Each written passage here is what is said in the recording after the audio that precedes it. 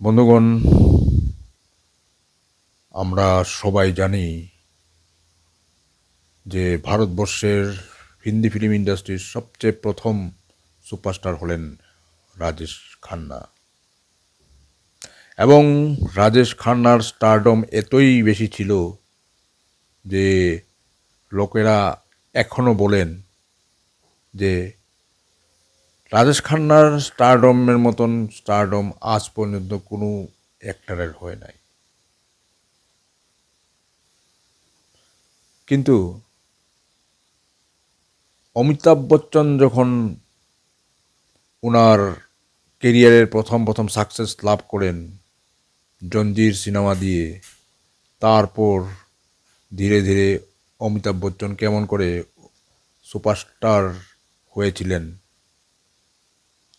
রাজেশ খান্নার স্টারডমকে টপকে কেমন করে আগে বেরিয়ে গিয়েছিলেন, সে সম্বন্ধে অনেক কথা আমরা শুনি। কিন্তু আমার মনে হয় যে জিনিসটা বোম্বের সেলুনওয়ালারা সবচেয়ে প্রথম ধরে ফেলেছিলেন, যে অমিতাভ বচ্চন রাজেশ খান্নাকে টপকে আগে চলে গিয়েছিল।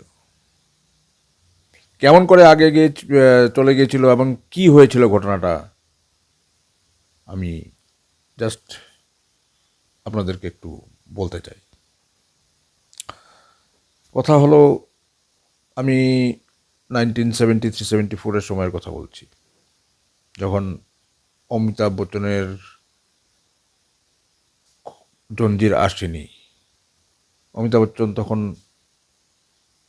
মানে মিডিয়কার স্টার, অন্যদিকে রাজেশ খান্না সুপারস্টার। ওর কন্টিনিউয়াসলি 16টা সিনেমার সুপারহিট হওয়ার রেকর্ড ছিল। রাজেশ খান্নার তখন সুপারস্টারডম এতই বেশি ছিল যে লোকে বলতো উপর আকা নিচে কাকা। কাকা মানে রাজেশ খান্না। রাজেশ খান্নাকে কাকা কাকা বলে ডাকতো ফিল্ম ফিল্ম মহলে। তো এই কথা চলতো যে উপর আকা নিচে কাকা, তো এরকম কথা হতো। কিন্তু সময়ের সঙ্গে সব কিছু বদলে যায়। ধীরে ধীরে রাজেশ খান্নার স্টারডম অস্তমিত হয় এবং অমিতাভ বচ্চনের স্টারডমের সূর্য উদয় হয়। ঠিক এমন অবস্থায় বোম্বের সেলুনওয়ালারা সবচেয়ে প্রথম সেই জিনিসটা মেপে নিয়েছিলেন যে এখন রাজেশ খান্নার দৌড় কমে গেছে এবং অমিতাভ বচ্চনের দৌড় শুরু হয়েছে। ঘটনাটি এমন ছিল, যখন আমাদের ঋষিকেশ মুখার্জি নমক হারাম সিনেমাটা বানাচ্ছিলেন, নমক হারামে অমিতাভ বচ্চনের সঙ্গে রাজেশ খান্না ছিলেন, বা আপনি উল্টাটা বলতে পারেন রাজেশ খান্নার সঙ্গে অমিতাভ বচ্চন ছিলেন। এর আগেও রাজেশ খান্না অমিতাভ বচ্চনের সিনেমা এসেছিল আনন্দ, যে সিনেমাটাতে আনন্দে রাজেশ খান্না অত্যন্ত ভালো অ্যাক্টিং করেছিলেন, কিন্তু অমিতাভ বচ্চনও নিজের ছাপ ছড়তে পেরেছিলেন। তারপর সেই ঋষিকেশ মুখার্জি আবার ওনাদের দুজনকে নিয়ে সিনেমা বানাচ্ছিলেন নমক হারাম। নমক হারাম যখন বানাচ্ছিলেন তখন রাজেশ খান্না সুপারস্টার আর Amitabh Bachchan just mediocre star. এক দুটা সিনেমা ওনার মোটামুটি চলছিল, হিট হয়েছিল, বা যেমন বোম্বে টুকুয়ার মতন সিনেমা। বাকি সব সিনেমা বলতেই পারেন বা যে ফ্লপ হয়েছিল। তখন যখন সিনেমাটা উনি অ্যানাউন্স করলেন, তখন একদিন একটা ডিস্ট্রিবিউটারদের একটা একটা উনি মিটিং রেখেছিলেন, এবং মিটিংয়ে একটা প্রজেক্টরের থ্রুতে সিনেমার কিছু অংশ ডিস্ট্রিবিউটারকে দেখাচ্ছিলেন। সেই সময় অ্যাকচুয়ালি কী ঘটেছিল যে অমিতাভ বচ্চনের কাছে টাইম ছিল, কারণ ওনার কাছে বেশি সিনেমা ছিল না, এর জন্য অনেক টাইম অমিতাভ বচ্চনের কাছে ছিল। অন্যদিকে রাজেশ খান্নার কাছে সময় ছিল না, এর জন্য রাজেশ খান্না বেশি সময় দিতে পারতো না। তো তার ফলে কি হলো, সিনেমার ম্যাক্সিমাম অংশ অমিতাভ বচ্চনের শুটিং করা হয়ে গিয়েছিল, আরও আর কিছু কিছু অংশে রাজেশ খান্নার মানে শুটিং হয়েছিল, কারণ রাজেশ খান্নার কাছে ডেটসের প্রবলেম ছিল, ডেটস উনি দিতে পারছিলেন না, অন্য অন্য সিনেমাতে এত বিজি ছিলেন। তো ডিস্ট্রিবিউটাররা তখন যখন দেখলেন, তারপর ওনারা মানে সিনেমার কমিয়া বের করতে লাগলেন, কী কী মানে কমিয়ে আছে সিনেমাটাতে। তো ওনারা নানান ধরনের কমি সিনেমাতে বের করতে লাগলেন, মানে ঘটনাটি ওনারা মানে নিজেরা মানে সিনেমাটাতে প্রডিউস মানে পয়সা লাগাতে চাইছিলেন না আর কি, এর জন্য নানান অজুহাত ওনারা বের করছিলেন।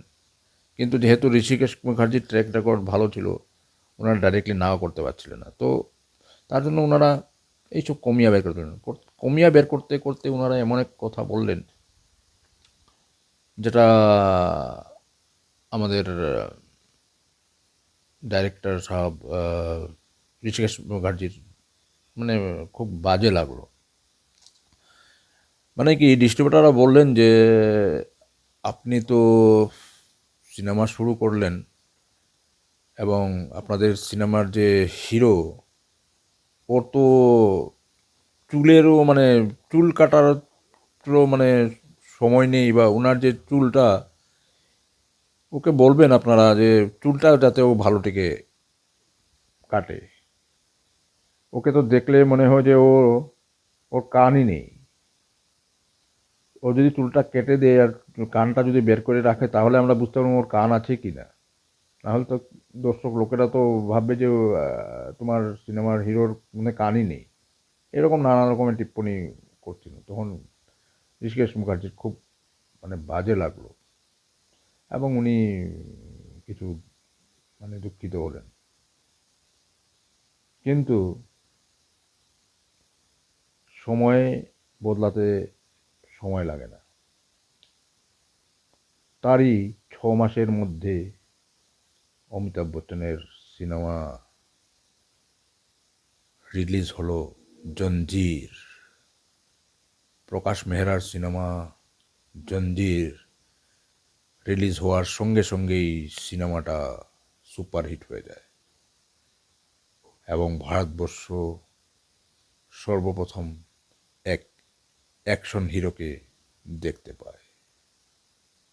লোকেরা এক অ্যাংরি ইয়াং ম্যানকে দেখতে পায় অমিতাভ বচ্চনের রূপে। ছবিটা সুপার ডুপার হিট হয়ে যায়। তখন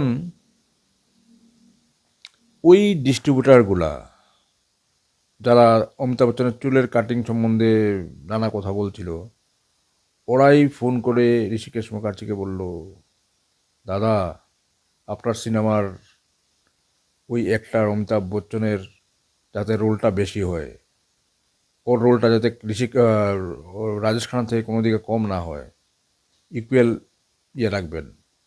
কারণ মানে ঘটনাটা এই হচ্ছিল যে ওই সময় অমিতাভ বচ্চনের জঞ্জির রিলিজ হওয়ার পর অমিতাভ বচ্চন রাতোরাত স্টার হয়ে গেছিলেন, সুপারস্টার হয়ে গেছিলেন এক সিনেমাতে। অন্যদিকে রাজেশ খান্নার সময় খুব ভালো যাচ্ছিল না, ওনার লাগাতার 5টা সিনেমা ফ্লপ হয়ে যায়, এবং মার্কেটে রাজেশ খান্নার দামটা কমে যায়, এবং অমিতাভ বচ্চনের দাম আকাশ চুম্বী হয়ে যায়। আকাশ ছুঁতে থাকে অমিতাভ বচ্চনের পপুলারিটি। সব দিকে শুধু অমিতাভ বচ্চনের কথা হলো। তখনই ডিস্ট্রিবিউটারগুলোও বলে যে আপনার সিনেমাতে ওই অ্যাক্টারের রোল কোনো দিকে যাতে কম না হয়, পোস্টারে যাতে ওর ছবিও থাকে, যদি রাজেশ খান্নার ছবি থাকে বড়, অমিতাভ বচ্চনেরও যাতে ছবিটা ভালো থাকে পোস্টারে, তখনই সিনেমাটা চলবে, এরকম নানান কথা আসে যায়। তারপর তো সিনেমা রিলিজ হয়ে নমক হারাম নি- নমক হারাম সিনেমা রিলিজ হয় এবং মার্কেটে আসার সঙ্গে সঙ্গে সিনেমাটা সুপারহিট হয়ে যায়। সিনেমাতে অমিতাভ বচ্চনের রোল লোকেরা অত্যন্ত পছন্দ করে, খুব ভালোবাসে। রাজেশ খান্নার রোলও খুবই ভালো ছিল, কিন্তু অমিতাভ বচ্চনের রোল অত্যন্ত মানে ইম্পর্টেন্ট ছিল এই সিনেমাতে, তো খুব প্রশংসা পায়। তার কিছুদিনের মধ্যেই বোম্বের সেলুনওয়ালারা একটা জিনিস ওনারা মেপে ফেলেছিলেন, যে রাজেশ খান্নার দিন এখন আস্তে আস্তে অস্তমিত হচ্ছে। রাজেশ খান্না এখন আগের সেই রাজেশ খান্না নয়। এখন জমানা চলে এসছে অমিতাভ বচ্চনের। তাই ওনারা কি করলেন, ওনাদের সেলুনের বাইরে একটা ট্যাগ লেখা দিলেন, মানে একটা পোস্টারের মতন লাগিয়ে দিলেন, যে রাজেশ খান্নার কাটিং যদি করো, রাজেশ খান্না কাটের দাম হলো 2 টাকা, আর অমিতাভ বচ্চনের হেয়ার কাটিংয়ের দাম হবে 3 টাকা 50 পয়সা। সব সেলুনের বাইরে এই জিনিসটা লাগানো হয়ে গেল, এবং সত্যি সত্যি ওই সময় থেকে ধীরে ধীরে রাজেশ খান্নার দৌড় কমে যায়, অমিতাভ বচ্চনের দৌড় চলে আসে। আগে যারা রাজেশ খান্নার মতন চুল রাখতো, ওরা আস্তে আস্তে রাজেশ খান্নার কাটিং ছেড়ে অমিতাভ বচ্চনের কাটিং চুল বানানো স্টার্ট করে। অমিতাভ বচ্চনের চুল মানে সম্পূর্ণ কান ঢাকা, কান দেখা যাবে না, পুরো কান ঢাকা চুল ছিল। আর এবং সেটাই তখনের ফ্যাশন স্টেটমেন্ট হয়ে যায়, এবং সেই ফ্যাশন স্টেটমেন্টটা অনেক বছর চলে, অনেক বছর। তখন রাস্তায় মোটামুটি ওই সময়ের যারা জোয়ান ছেলেমেয়েরা ছিল, ছেলেরা ছিল, ওরা ম্যাক্সিমাম অমিতাভ বচ্চন কাটিং চুল করত, বড় বড় চুল, কান কান ঢাকা অমিতাভ বচ্চন কাটিং, এবং বেল বটম প্যান্ট এবং হিলওয়ালা জুতা, এটাই তখন ফ্যাশন স্টেটমেন্ট হয়ে গেছিল। এটা অনেক বছর চলে, অনেক বছর, মোটামুটি 7-8 বছর সেই ফ্যাশন স্টেটমেন্ট চলতে থাকে, অমিতাভ বচ্চনই অমিতাভ বচ্চন। রাজেশ খান্নার কাটিং চুল আউট হয়ে গেছিল। যাই হোক, পরে অবশ্য এই ফ্যাশন স্টেটমেন্টটাও বদলে যায়, ওইটাকেও লোকেরা আস্তে আস্তে একটা সময় আসে ছেড়ে দেয়, এবং নতুন রূপ ধরে নতুন চুলো কাটিংও স্টার্ট করে লোকেরা, আমাদের মিঠুন চক্রবর্তীর দৌড় থেকে।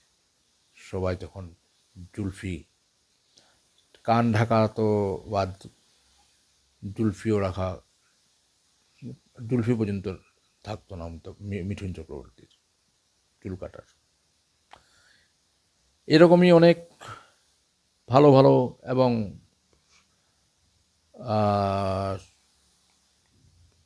তথ্য নিয়ে আমি আগামী পর্বেও আসবো। আশা করি আপনাদের আমার এই প্রোগ্রামটা ভালো লাগছে। যদি আপনাদের আমার এই প্রোগ্রামটা ভালো লাগে, প্লিজ আমার চ্যানেলটা সাবস্ক্রাইব করবেন। আজ এখানে শেষ করছি, আগামী পর্বে দেখা হবে।